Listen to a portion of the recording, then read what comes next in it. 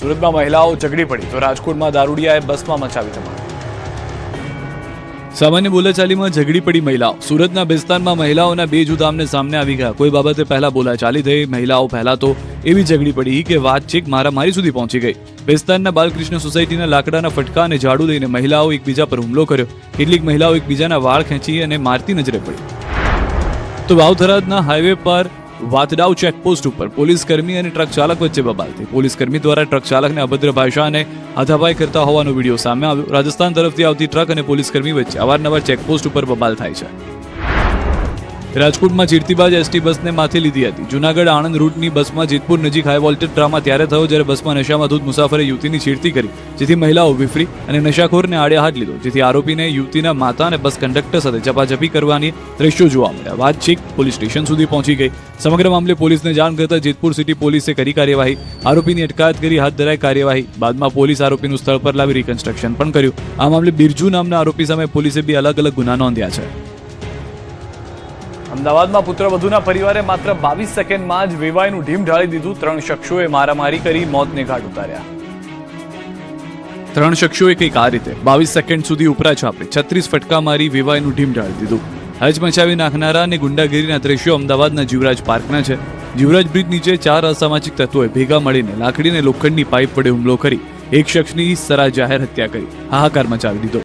અંગત અદાવતમાં 52 વર્ષીય નટુભાઈ પરમાર નામના આધેડની હત્યા કરવામાં આવતા સમગ્ર વિસ્તારમાં ચકચાર મચી ગઈ છે। ઘટનાની વિગત એવી છે કે નટુભાઈના પુત્રના પ્રેમ લગ્ન બાદ પુત્રવધુ રીસામણ્યા હોવાથી સાસરી પક્ષ સાથે લાંબા સમયથી તકરાર ચાલતી હતી। આ મામલે 4 દિવસ પહેલા પણ ધમકી આપવામાં આવી હતી। ગત રાત્રે 4 શખ્સોએ નટુભાઈ પર જીવલેણ હુમલો કરી માથાના ભાગે ગંભીર ઇજાઓ પહોંચાડી। ગંભીર હાલતમાં નટુભાઈને હોસ્પિટલ ખસેડાયા, જ્યાં ટૂંકી સારવાર દરમિયાન તેમનું મોત નીપજ્યું। દ્રશ્યોમાં જોઈ શકાય છે કે મૃતક એક દુકાને ઉભા છે ત્યારે 3 શખ્સો ધોકા લઈને આવે છે અને પાછળથી માથા પર હુમલો કરી મૃતકને પાડી દે છે અને પછી 3 શખ્સો ઉપરા છાપરી ધોકા વડે હુમલો કરવા લાગે છે। મૃતક નટુભાઈ બચાવો બચાવોની બૂમો પાડી રહ્યા છે, પરંતુ કોઈ તેને બચાવવા આવતું નથી। માનવતા મરી પરવારી હોય તેમ દુકાન પર હાજર લોકો તમાશો જોઈ રહ્યા છે, પરંતુ કોઈ જીવ બચાવવા આગળ આવતું નથી। હત્યાને પગલે મૃતકના પરિવારજનોમાં ભારે આક્રોશ જોવા મળી રહ્યો છે। સ્થાનિકો અને પરિવારજનોએ રસ્તા પર ઉતરી હોબાળો મચાવ્યો। લોકોની માંગ છે કે આરોપીઓનું જાહેરમાં સરઘસ કાઢવામાં આવે અને તેમના ઘર પર બુલડોઝર ફેરવવામાં આવે। હાલ આનંદનગર પોલીસે ગુનો નોંધી 4 આરોપીઓની ધરપકડ કરવાની તજવીજ હાથ ધરી છે। દ્વારકા બાદ હાપા વિસ્તારમાં પણ ચાલ્યું બુલડોઝર। ગેરકાયદે દબાણો કરનારાઓના બાંધકામ પર ફરી એકવાર સૌરાષ્ટ્રમાં બુલડોઝર એક્શન શરૂ થઈ ગયું છે। દ્વારકા ભાયાવદર બાદ હવે જામનગરના હાપામાં પણ દાદાનું બુલડોઝર ફરી વળ્યું છે। દ્વારકામાં તો 2 દિવસથી બુલડોઝર ચાલી રહ્યું છે, ત્યારે જામનગરમાં હાપા પાસે ગરીબોના આવાસ માટે 1.20 લાખ ફૂટ જમીન દબાણ મુક્ત કરાઈ। ચૂંટણીની આચારસંહિતા અને પ્રક્રિયા પૂર્ણ થતાની સાથે જામનગર મહાનગરપાલિકાનું તંત્ર હરકતમાં આવ્યું। શહેરના હાપા વિસ્તારમાં વર્ષોથી જમીન દબાવીને બેઠેલા તત્વો સામે લાલ આંખ કરી વહેલી સવારે મેગા ડિમોલિશન હાથ ધર્યું। આ ઓપરેશન હેઠળ અંદાજે 1.20 લાખ ચોરસ ફૂટ જેટલી વિશાળ સરકારી જમીનને દબાણ મુક્ત કરવામાં આવી છે। હાપા પાસે આવેલા ઇસ્કોન મંદિરની બરાબર સામેના પ્લોટમાં કામગીરી કરવામાં આવી હતી। આ સ્થળ પર કુલ 16 જેટલા આસામીઓએ ગેરકાયદેસર રીતે કબજો કર્યો છે। આ કિંમતી જમીન પર રહેણાંક નહીં પરંતુ મોટા પાયે કમર્શિયલ બાંધકામો કરી દેવામાં આવ્યા હતા। મનપાના કાફલાએ સ્થળ પર પહોંચી 8 જેસીબી મશીન અને 6 ટ્રેક્ટર 50થી વધુ કર્મચારીઓ સાથે દબાણ હટાવ ઝુંબેશ શરૂ કરાઈ। મનપા સિક્યુરિટી અને પીજીવીસીએલની ટીમ પણ સાથે જોડાઈ। 35 કરોડથી વધુ રકમની કિંમતી જગ્યાને ઉપયોગ હવે શહેરી ગરીબોના આવાસ બનાવવા માટે કરવામાં આવશે। આ ઓપરેશનને પગલે શહેરના ભૂમાફિયાઓ અને ગેરકાયદેસર બાંધકામ કરનારાઓમાં ફફડાટ વ્યાપી ગયો છે। જામખંભાળિયામાં આંકડાના આતંકે 13 વર્ષના માસૂમનો લીધો જીવ। દેવભૂમિ દ્વારકા જિલ્લામાં રખડતા આંકલાઓનો કહેર યથાવત છે અને આ વખતે આ આતંક એક હસતા રમતા પરિવારનો ચિરાગ બુઝાવી દીધો છે। જામખંભાળિયાના ધરમપુર વિસ્તારમાં બનેલી આ ઘટનાએ સમગ્ર પંથકમાં રેરાટી મચાવી દીધી છે। માત્ર 13 વર્ષનો માસૂમ સાહિલ મહેન્દ્રભાઈ નકુમ પોતાની સાયકલ લઈને પસાર થઈ રહ્યો હતો ત્યારે કાળ બનીને આવેલા એક રખડતા આંકલાને તેને અડફેટે લીધો હતો। આંકલાએ માસૂમ સાહિલના પેટના ભાગે શીંગડું ખૂપાવી દેતા તે ગંભીર રીતે લોહીલુહાણ થયો। લોહીલુહાણ હાલતમાં સાહિલને તાત્કાલિક હોસ્પિટલ ખસેડવામાં આવ્યો, પરંતુ કમનસીબે બધું સારવાર મળે તે પહેલા જ તેણે દમ તોડી દીધો।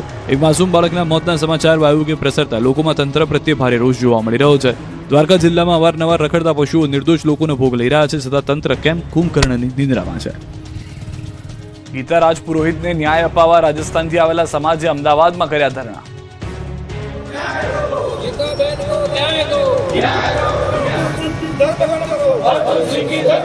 અમદાવાદ શહેરના જીવરાજ પાર્ક વિસ્તારમાં ગીતા રાજપુરોહિત નામની મહિલાએ આત્મહત્યા કરી હતી. જોકે ઘટના 18 દિવસ બાદ આ આત્મહત્યા નહીં પણ હત્યા હોવાના આરોપ સાથે યુવતીના પરિવાર મેદાને ઉતર્યો. ગીતાના પરિવારજનો રાજસ્થાનથી આવેલા સમાજના લોકો ગીતાની ન્યાય અપાવવા માંગ સાથે શહેરના વાસણા પોલીસ સ્ટેશન બહાર ધરણા પર ઉતર્યા. પોલીસ સામે ઉગ્ર દેખાવ કર્યા હતા. મહિલાના ફોટા સાથે પુરોહિત સમાજના લોકોએ ધરણા કરી સૂત્રોચ્ચાર કર્યા. આ લોકોએ ગીતાનો પતિ પોલીસ કર્મચારી હોવાથી પોલીસે તેને બચાવતી હોવાના આરોપ લગાવ્યા. ગીતા રાજપુરોહિતના સમાજની માંગ છે કે સમગ્ર કેસની તપાસ ક્રાઇમ બ્રાન્ચને સોંપાય. ન્યાય નહીં મળે ત્યાં સુધી ધરણા ચાલુ રાખવાની ચીમકી આપી. જામખંભાળિયાથી નકલી દૂધ પનીરનું કૌભાંડ ઝડપાયું. દેવભૂમિ દ્વારકાના ખંભાળિયામાં લોકોના આરોગ્ય સાથે ચેડા કરતી વધુ એક ગેરકાયદેસર પ્રવૃત્તિનો પર્દાફાશ થયો છે. દ્વારકા પોલીસે જલારામ ડેરી પર દરોડા પાડી કેમિકલ અને પાવડરથી બનતા નકલી દૂધ અને પનીરના મસમોટા કૌભાંડને પકડી પાડ્યું છે. બાતમીના આધારે પોલીસે જલારામ ડેરીમાં દરોડા પાડ્યા ત્યારે પોલીસ પણ ચોંકી ઉઠી. તપાસમાં શંકાસ્પદ કેમિકલ અને ભેળસેળિયા પાવડરનો જથ્થો મળી આવ્યો. 648 kilo skimmed milk powder, 15.7 kilo acetic એસિડનો ઉપયોગ નકલી ડેરી પ્રોડક્ટ્સ બનાવવા માટે થતો હતો. પ્રાથમિક તપાસમાં ખુલાસો થયો છે કે મોટા પ્રમાણમાં સ્કિમ મિલ્ક પાવડર અને એસિટિક એસિડ જેવા કેમિકલ્સ ભેળવીને નકલી દૂધ અને પનીર તૈયાર કરી બજારમાં વેચવામાં આવતું હતું. પોલીસે સ્થળ પરથી આશરે 2,37,545નો મુદ્દામાલ જપ્ત કર્યો. તપાસ દરમિયાન આશરે 54 કિલો અખાદ્ય પનીરનો સ્થળ પર જ નાશ કરાયો. અધિકારીઓએ દૂધ, દહીં, શ્રીખંડ અને પાવડરના નમૂના લઈ લેબોરેટરીમાં તપાસ માટે મોકલી આપ્યા છે. પોલીસની કડક કાર્યવાહીથી ભેળસેળ કરતા વેપારીઓમાં ફફડાટ વ્યાપી ગયો છે. કાળઝાળ ગરમીમાં લોકોને દજાડતા ગરમીના ભાવ, 300 રૂપિયા કિલોએ પહોંચ્યા ભાવ. કાળઝાળ ગરમીના પ્રકોપની સાથે સાથે લીંબુના ભાવે પણ બરાબરની ખટાશ પકડી લીધી છે. ગરમીનો પ્રકોપ વધતા જ વિટામિન સીના મુખ્ય સ્ત્રોત ગણાતા લીંબુ હવે સામાન્ય માણસની પહોંચથી દૂર થઈ ગયા છે. જેમ જેમ ગરમીનો પારો ઉપર ચડી રહ્યો છે તેમ તેમ લીંબુના ભાવમાં તોતિંગ ઉછાળો આવી રહ્યો છે.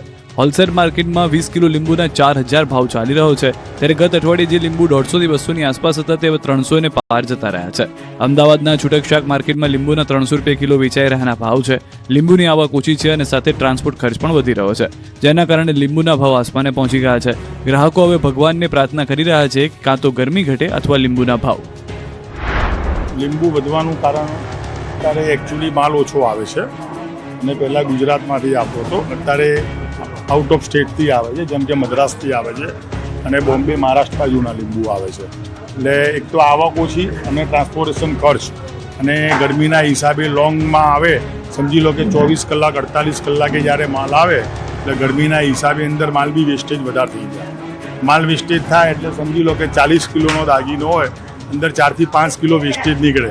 4 થી 5 કિલો વેસ્ટેજ નીકળે એટલું કોસ્ટિંગ એના ઉપર જ ચડવાનું. એટલે ટ્રાન્સપોર્ટેશન માલ બી ટ્રાન્સપોર્ટેશન ખર્ચ બી વધી જાય છે, વેસ્ટેજ બી વધી જાય છે અને બહારગામથી આવે છે તો માલ બી ઓછો આવે છે. મહેસાણાના ખેડૂતોને રડાવતી કસ્તુરી પૂરતા ભાવ નહીં મળતા ખેડૂતોને નુકસાન. અત્યાર સુધી ગરીબ લોકોને રડાવતી કસ્તુરી હવે ખેડૂતોને રડાવી રહી છે. મહેસાણાના બ્રાહ્મણવાડા ગામે ડુંગળીની ખેતી કરતા ખેડૂતોને જાણે માઠી બેઠી હોય તેવું લાગી રહ્યું છે. લાલ કસ્તુરી ખેડૂતોના ખિસ્સા લાલ કરી રહી છે. દર વર્ષે અહીંની ડુંગળી મહારાષ્ટ્ર સહિતના રાજ્યમાં નિકાસ થાય છે, પરંતુ આ વખતે અહીં ખેડૂતોને ડુંગળી ઉત્પાદન ઘટી ગયું અને સામે ભાવ પણ નીચા હોવાથી ધરતીપુત્રોની મહેનત પર પાણી ફરી વળ્યું. આ વર્ષે ડુંગળી પકવતા બ્રાહ્મણવાડાના ખેડૂતોની આંખમાં ડુંગળી કાપ્યા વિના જ આંસુ આવી ગયા છે. આ વર્ષે મોંઘી મજૂરીએ ખેડૂતોએ ડુંગળીનું વાવેતર કર્યું ત્યારે મણ ડુંગળીના 400 રૂપિયા પણ ભાવ નહીં મળતા મોટું નુકસાન સહન કરવાનો વારો આવ્યો છે. કાળઝાળ ગરમીમાં ઠંડક આપતા રંગબેરંગી માટલાનું માર્કેટ ગરમાયું. રાજ્યમાં અને દેશમાં સૂર્યનારાયણ પોતાનો આકરો મિજાજ બતાવી રહ્યા છે અને આકાશમાંથી જાણે અગન વર્ષા વરસી રહી હોય તેવી કાળઝાળ ગરમીથી લોકો ત્રસ્ત બની રહ્યા છે. લોકો ગરમીમાં રાહત મેળવવા ફ્રીજના ઠંડા પાણીનો સહારો લઈ રહ્યા છે. ત્યારે આધુનિક ફ્રીજના જમાનામાં પણ થાનમાં બનાવવામાં આવેલા દેશી રંગબેરંગી માટલાની ભરપૂર માંગ છે.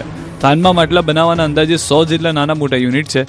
દેશી લાલ માટીમાંથી બનાવવામાં આવતા માટલા આજે પણ ફ્રીજને ટક્કર આપી રહ્યા છે. થાનમાં આવેલા માટલા ઉદ્યોગના કારખાનામાં એક કારખાનામાં દૈનિક 4 સુધી વધુ માટલાનું ઉત્પાદન થાય છે. અલગ અલગ પ્રકારના 100 થી વધુ ડિઝાઇનના માટલા બનાવવામાં આવે છે. એક માટલાની કિંમત 100 થી લઈને 250 સુધી છે. ઉનાળાની સમગ્ર સિઝન દરમિયાન થાનમાંથી અંદાજે 80 લાખથી વધુ માટલાનું ઉત્પાદન કરવામાં આવે છે. આ માટલાનું વેચાણ સમગ્ર ગુજરાતની સાથે મહારાષ્ટ્ર, બંગાળ, બિહાર અને કર્ણાટક તેમજ રાજસ્થાનમાં પણ કરવામાં આવે છે. આ ઉદ્યોગને કારણે અંદાજે 3000 થી વધુ લોકોની રોજીરોટી પણ મળી રહી છે. ખુલીને ભાજપ વિરુદ્ધ ઉતરી પડ્યા જવાહર ચાવડા, કહ્યું ભાજપને દીપડામાંથી ઉંદર બનાવી દીધો.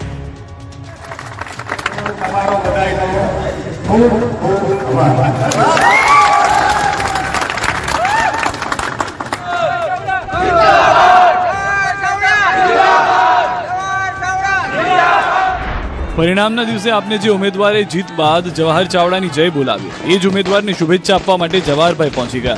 પૂર્વ મંત્રી જવાહર ચાવડાએ હવે જાણે કે ખુલીને આપના સમર્થનમાં અને ભાજપની વિરુદ્ધમાં કૂદી પડ્યા છે. ત્યાં સુધી કે કણજા બેઠક પરથી વિજેતા બનેલા આમ આદમી પાર્ટીના ઉમેદવાર પ્રવીણ ચાવડાને તેઓ શુભેચ્છા પાઠવવા પહોંચી ગયા. ન માત્ર શુભેચ્છા પાઠવી પરંતુ નામ લીધા વિના જ ભાજપ પર જાણે કે પ્રહાર કર્યા.